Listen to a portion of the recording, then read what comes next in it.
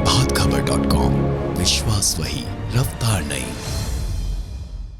Vigilance की जांच चल रही है, उसमें कितने शिक्षकों का फोल्डर नहीं मिल रहा है, तरह तरह की शिकायतें आ रही थी। तो उन शिकायतों से भी उबरने के लिए, बचने के लिए हम लोगों ने ये निर्णय लिया था कि उनके सभी प्रमाण पत्रों की जांच करके ही हम नियुक्ति पत्र देंगे, जो अभी तक का निर्णय था।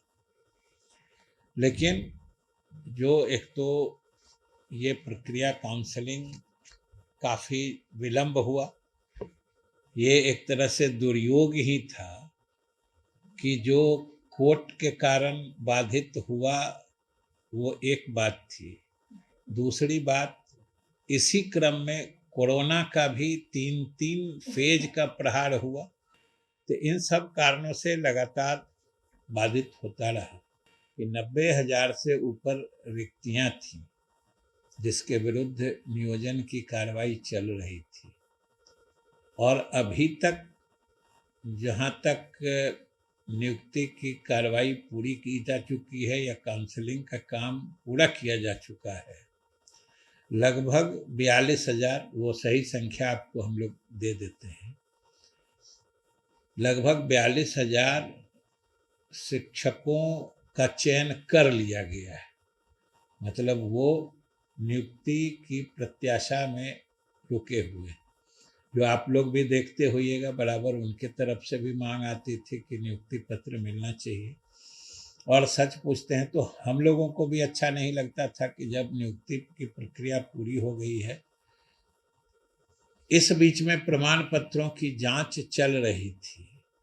अब उसमें प्रमाण पत्र जो दो सबसे महत्वपूर्ण होते हैं, एक तो जो टीईटी होता है, बीटीईटी हो या जो सीईटी हो, तो उसकी जांच होती है, और दूसरे जो उनके प्रशिक्षण से संबंधित प्रमाण पत्र होते हैं। तो इन दोनों की जांच चल रही थी और उसमें ऐसा पाया गया है या ये अनुभव है कि चूँकि बीटीईटी या सीटीईटी का तो सब ऑनलाइन किया हुआ है, तो उसका हम लोग लगभग 95% तक जांच पूरा कर चुके हैं चयनित अभ्यर्थियों की, और जो बच गए हैं वो भी हम लोग 2-4 दिन में पूरा कर लेंगे। लेकिन जो प्रशिक्षण संबंधी प्रमाण पत्र हैं, वो ऐसे ऐसे संस्थानों से हैं कि जो पूरे देश भर में फैले। तमिलनाडु का है, केरला का है, गुजरात का है, महाराष्ट्र का है, असम का है, राजस्थान का है। तो उन प्रमाण पत्रों के जांच में समय लग रहा है। हमने सरकार में भी और माननीय मुख्यमंत्री जी से भी विमर्श किया, तो उनकी भी इच्छा थी कि नहीं, ये जो हमारे चाहे तो अभ्यर्थी जिनका नियोजन होना है या जो छात्र जिनका अध्यापन या पठन पाठन शिक्षकों के अभाव में सही ढंग से नहीं हो पा रहा था, उन छात्रों के हित में ये नियुक्ति का काम पूरा किया जाए।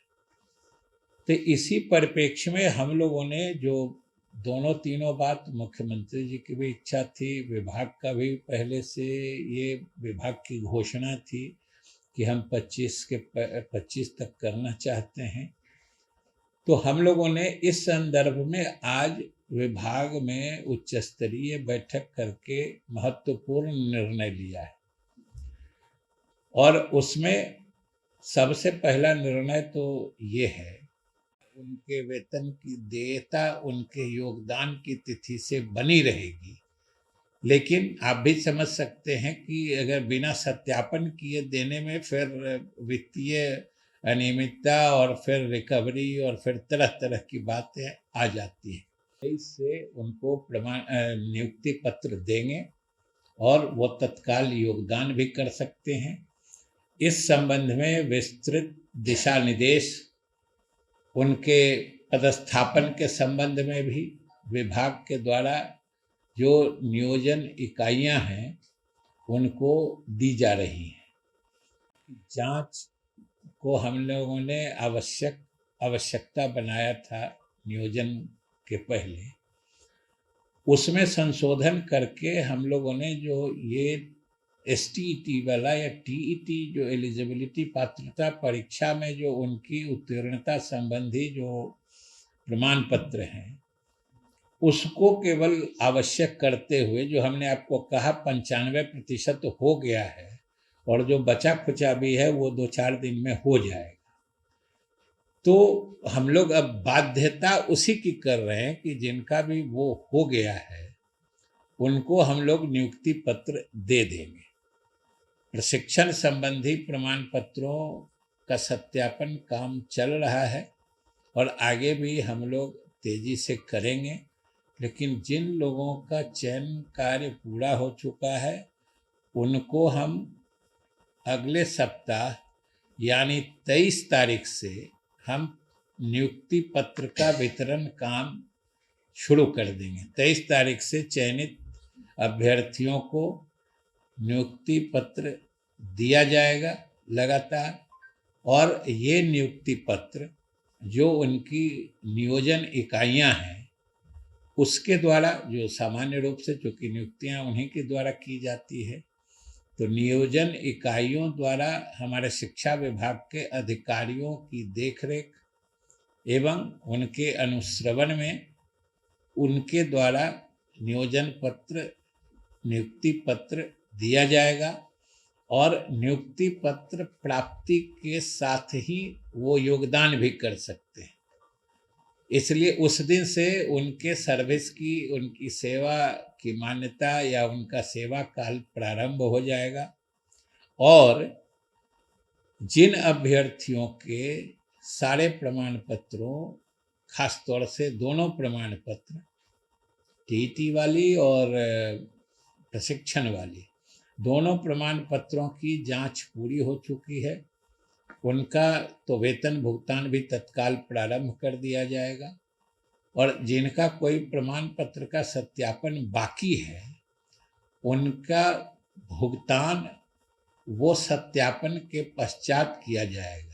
562 फेक पाए गए TET का प्रमाण पत्र, जो ऐसे तो 920 अभी तक प्रमाणित नहीं, मतलब गड़बड़ जिसमें दोनों है, एक जो कन्फर्म्ड गड़बड़ और एक है जो संदेह में गड़बड़, वो दोनों तरह के गड़बड़ होने वालों की संख्या तो 920 है।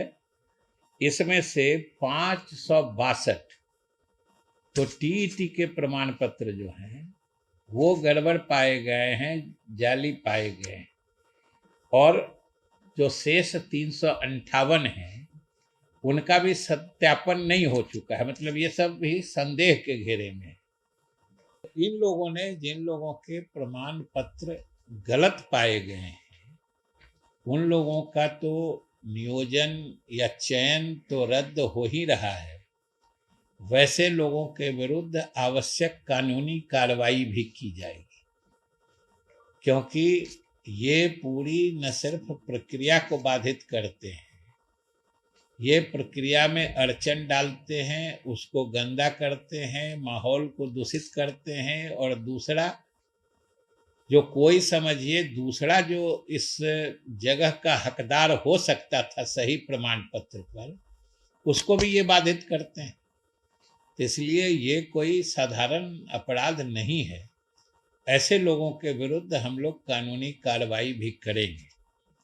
और आज इस मतलब कॉन्फ्रेंस, प्रेस कॉन्फ्रेंस के माध्यम से, आप लोगों के माध्यम से जो आने वाला समय है उसमें जो हम काउंसलिंग करने जा रहे हैं, उसके लिए भी हम सभी संबंधित अभ्यर्थियों से अपील करना चाहते हैं कि अगर आपको अपने प्रमाण पत्रों में किसी भी तरह का संदेह हो, किसी भी तरह के किसी गड़बड़ी की आशंका हो, तो आप काउंसलिंग में हिस्सा नहीं लें, वरना लेने के बाद जो गलत पाए जाते हैं तो जैसा हमने कहा कि उनका चयन या उनका नियोजन तो रद्द होता ही है, उसमें फिर आपराधिक जिम्मेदारी भी बन जाती है, वो क्रिमिनल लायबिलिटी बन जाती है फ्रॉड करने की।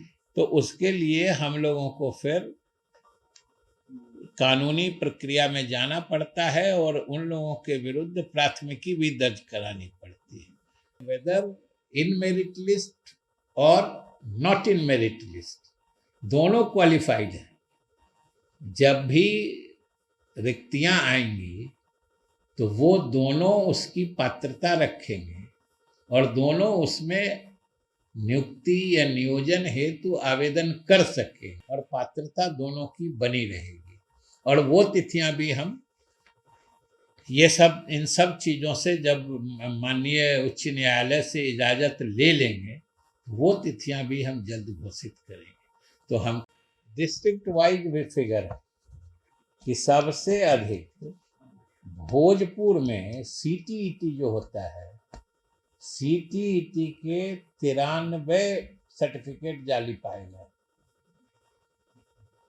इसी तरह पूर्वी चंपारण में 65 जाली पाए गए। समझिए कि जो नालंदा में